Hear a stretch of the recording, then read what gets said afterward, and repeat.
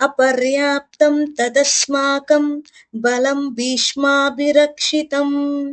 పర్యాప్తం త్విదమేతేషాం బలం భీమాభిరక్షితం.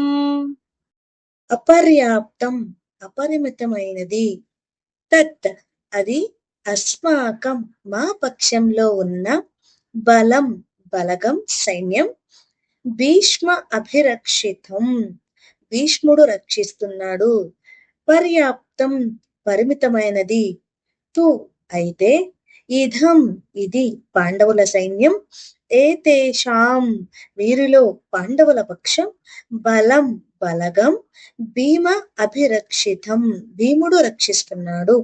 ఇప్పుడు తాత్పర్యం చూద్దాం రండి. మన సైన్యం భీష్ముని ఆధ్వర్యంలో ఉండి అపరిమిత బలంతో నిండి ఉంది. అయితే పాండవుల సైన్యం భీముడు రక్షిస్తున్నప్పటికీ పరిమితంగా ఉంది. ఇప్పుడు సందర్భం చూద్దాం రండి. ఈ శ్లోకంలో దుర్యోధనుడు స్పష్టంగా తన పక్షంలోని బలాన్ని పొగడ్తలతో చెప్పే ప్రయత్నం చేస్తున్నాడు.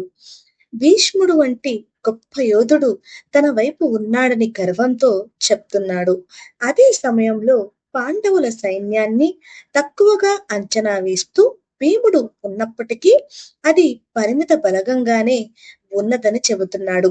ఇది ఒక రకంగా భీష్ముని ఉత్సాహాన్ని పెంచేందుకు మరియు పరోక్షంగా పాండవుల శక్తిని తగ్గించి చూపించేందుకు ప్రయత్నం.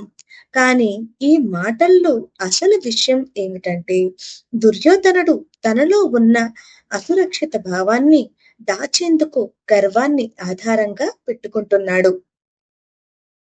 భగవద్గీత మరింత మందికి చేరువ కావాలి అంటే నా వీడియోని మీరు తప్పకుండా లైక్ చేయాలి. లైక్ చేసి మరింత మందికి చేరువయ్యేలా చేస్తారు అని కోరుకుంటున్నాను. ధన్యవాదాలు.